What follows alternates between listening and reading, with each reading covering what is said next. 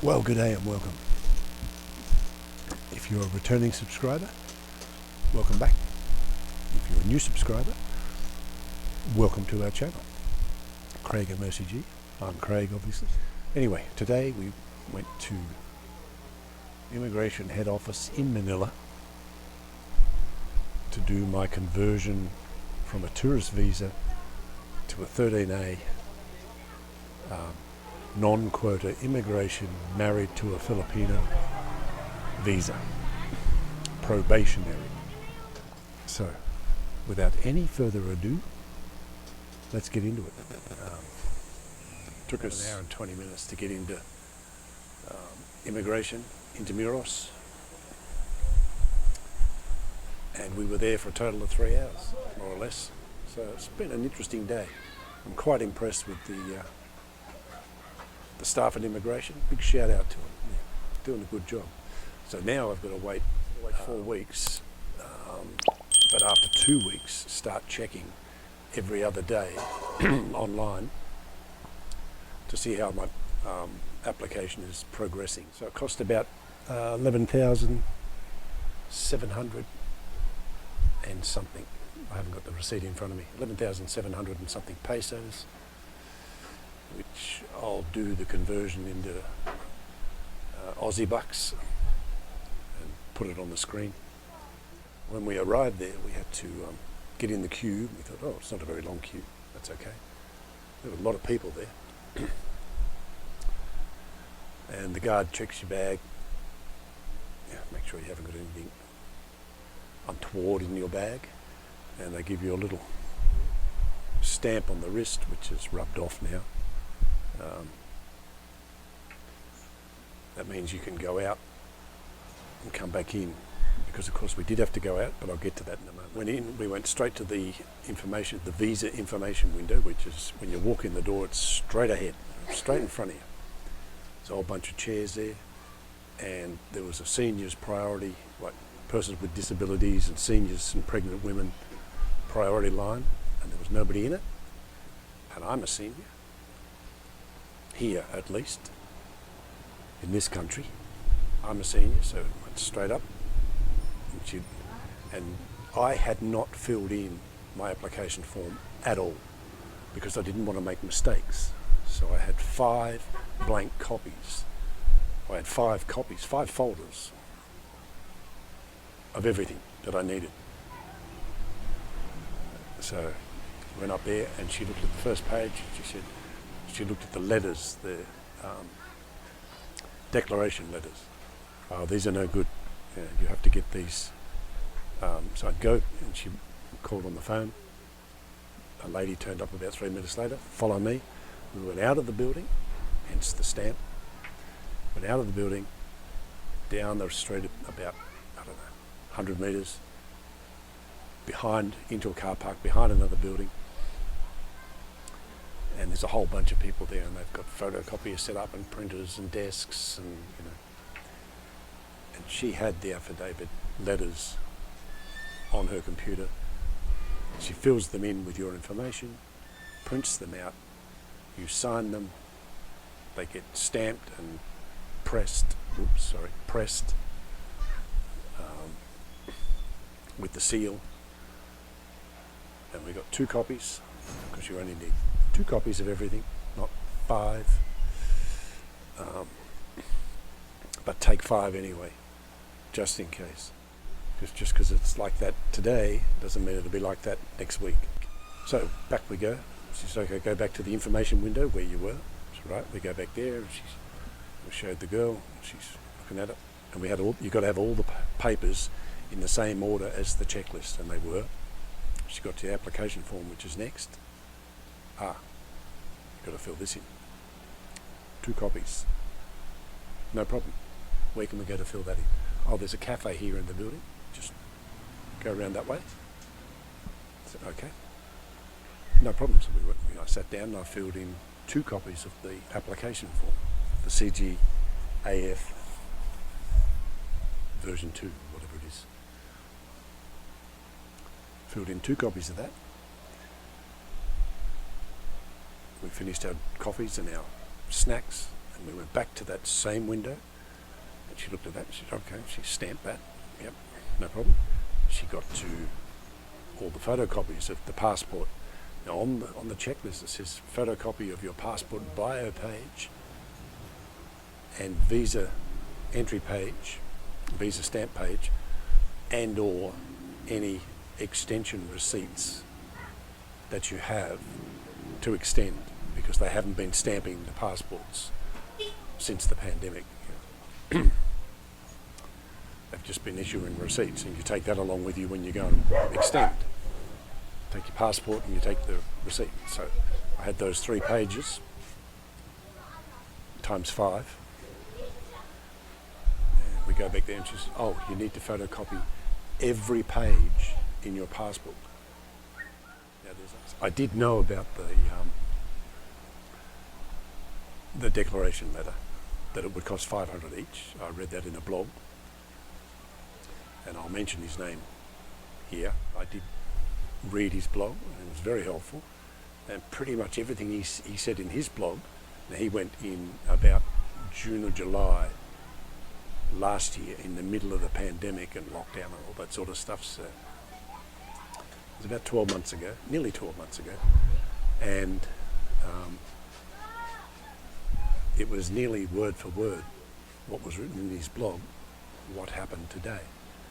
When I got home this afternoon, I went back and read his blog again, and he does mention in his blog photocopy of all your passport pages. I didn't see the word all. It doesn't say it on the official documents or the website. Had I been paying a bit more attention to that blog, I would have photocopied them here and saved 1,000 pesos. Because I photocopied everything else here. I got a printer, a scanner printer. Anyway, so yeah, we did that. Took it back to her, and we've got them all, everything in the folders with the clip. The motion light keeps coming on every time the dog walks near the gate. Yeah, we've got everything in the same order, in the 2 copies. 1 copy is for the application for the visa. The other copy goes in with your ACR card. Anyway, we go back to the girl, same girl again, at the information window. Gave him the application form, the 2 folders. Checked them out. Looks good. We had to go around just back near the information window, and once we paid, show the receipt, give the man there both folders. He took the application folder, the visa application folder, plump, into the outbox, ready to go. Cool. Right. He said, okay, now you've got to go upstairs, and he puts a stamp on it. We had to go upstairs to room 214 and get the authorization to have the biometrics taken. So I went upstairs, got up there, waited. There's a few people there waiting. It took about 5-6 minutes. I handed over the receipt and my passport and everything else. The ACR application form folder. 5 or 6 minutes passed. So, okay, I'm thinking that we're going to get the biometrics done there. No, you've got to go down to window 43.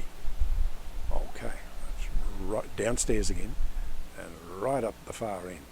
It's the very last window. So we get in the queue. There's only about 4 or 5 people there, not long, and there's seats, so you can sit down and do the Philippine shuffle, on the chairs as one finishes. Everybody moves to the left one, and the next one gets up, then you move into the next row, and that person goes up, and then you move to the right one. The Philippine shuffle. Had my turn. Got my fingerprints taken digitally, had a photograph taken, front on, that view, and then I signed on the digital pad. They gave me my claim stub and said, bye-bye. And Mercy and I looked at each other and went, Is that it? Is that it? So Mercy said, I'm just going to check just before we leave. I said, okay, yeah, good idea. So we went back to the information desk. That young girl, she's probably thinking, oh, what do they want now? We went back there and Mercy obviously said to her, I couldn't hear. We've got our claim stub for ACR, is that it? She said, yes, come back in, as the man told us at window 43, come back in 4 weeks. Everything will be good. Check online after 2 weeks, every other day, and see how your application is progressing. And it will tell you when to come in. You don't need an appointment. Once it tells you online that it's ready, you don't need an appointment. You just come in, pick it up. Bob's your uncle. There's no formal interviews anymore like there used to be. It was just a questionnaire, a double printed on both sides, applicant on one side, petitioner on the other. You fill in the questions, how did you meet? How long have you been dating before you got married? How long have you been married? What do you like or dislike about your wife? And the same questions for the petitioner. What do you like or dislike about your husband? Why do I want to live in the Philippines? That was it. No more interviews at the moment. So I was quite surprised. It was an interesting experience. We spent let's say 11,800 on the visas and the ACR, 1,000 on the declaration letters, 2 copies, 4 pages, and 1,000 extra we weren't counting on for the photocopying of every page in my passport. I keep calling it a passbook. It's not a bank book. Although it does look like the old bank book I had at school.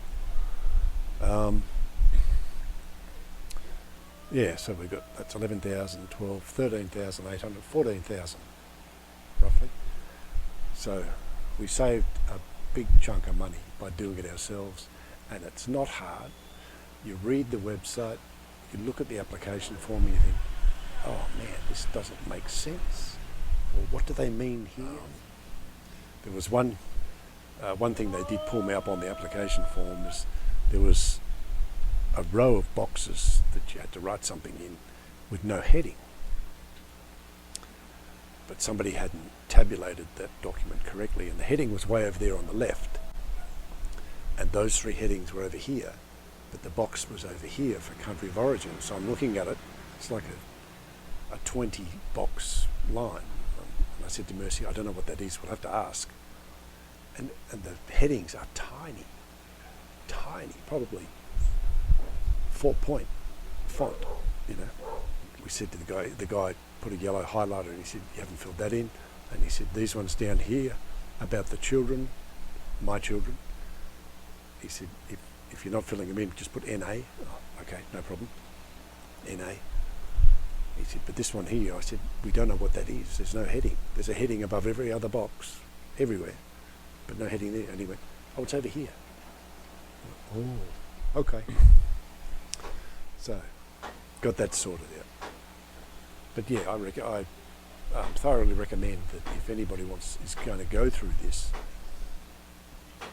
even if you're not sure on the procedures and so forth, just do it. So that was my experience in immigration head office, Manila. So I hope you enjoyed this little video, and please like, comment, subscribe, and I'll catch you all next time. Hooroo.